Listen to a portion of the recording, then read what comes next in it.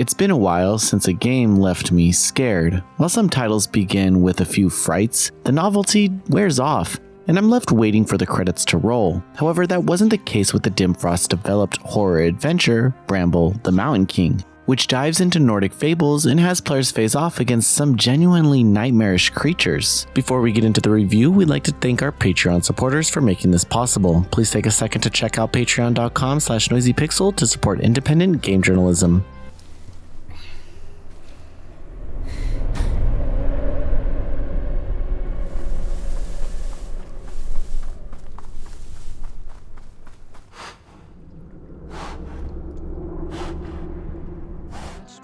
Bramble, the Mountain King, opens with Ole following his older sister Lilymore into a dark forest. As he explores, he finds a glowing stone with which he and his sister play with, albeit carelessly. While atmospherically spooky, the opening introduces Ole filled with childish curiosity. It's good to remember that the character is not an adult, as it plays a significant role in his mental stability the further into the forest he goes. A troll appears and kidnaps Lilymore, and Ole kicks it into gear to save her. This triggers a much larger adventure that Ole faces as he encounters many creatures on his travels. The entire story is told like a fairy tale, where a narrator details all the significant story moments. The fantasy elements ring true during each moment as Ole figures out what he must do to get to his sister. The larger narrative highlights various Nordic fables, some being friendly creatures, but more often than not, everything in the forest is trying to kill you. The story takes players through some rather tense encounters that had my heart racing, but then balanced it out with moments of serenity as Ole makes his way through beautiful open fields. As the environments change, so does the folklore, and there will likely be a sort of boss encounter that caps off an area. Each boss is different in their abilities and requirements to defeat. This keeps the entire game fresh as you can't reuse tactics. However, I will say that some encounters are nightmare-inducing with extremely graphic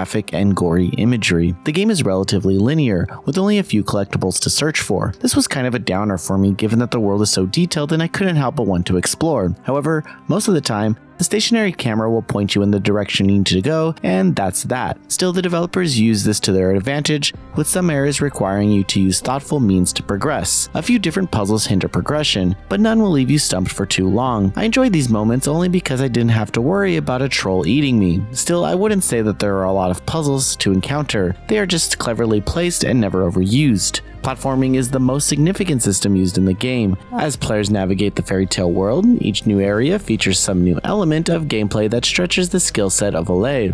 During exploration, he can hold out his rock and use it as a flashlight, which has various effects. However, this is expanded on the stone, being able to shoot out a beam of light and at times even turn into a sword. This constantly evolving arsenal keeps the adventure from becoming dull. A first playthrough will likely take you 6 to 8 hours to complete, depending on how often you die. Regardless, an extremely generous checkpoint system gets you right back into the action with only a bit of time lost. Even during boss encounters, as they change forms, a checkpoint will save your spot so you don't have to constantly do the same thing over and over again. In retrospect, I feel like the devs did this because they have a story to tell and one that they hold close to their hearts. They want every player to experience this narrative, even though it'll likely leave the player with nightmares. Regardless, there's a decent balance of challenge even without difficulty options, and the story remains digestible even when traversing unsettling topics. Bramble, the Mountain King is a beautiful game. The fairy tale world is filled with gorgeous set pieces alongside dark and gloomy stretches of land. Sound plays a huge role in delivering this horror experience. Each area is filled with audible movement and forest life.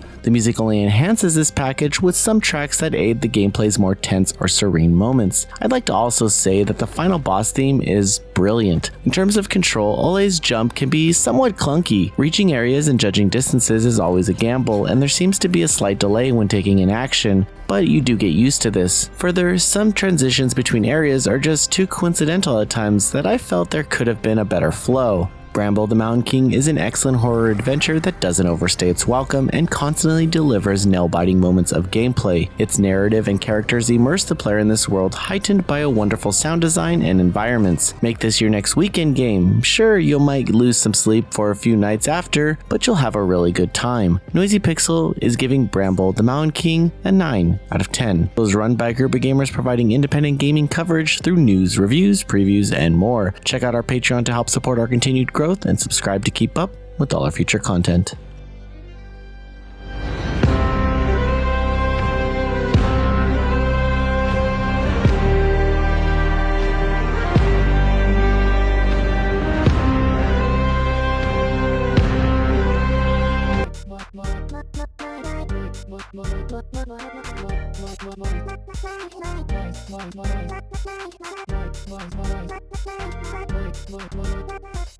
Noisy Pixel.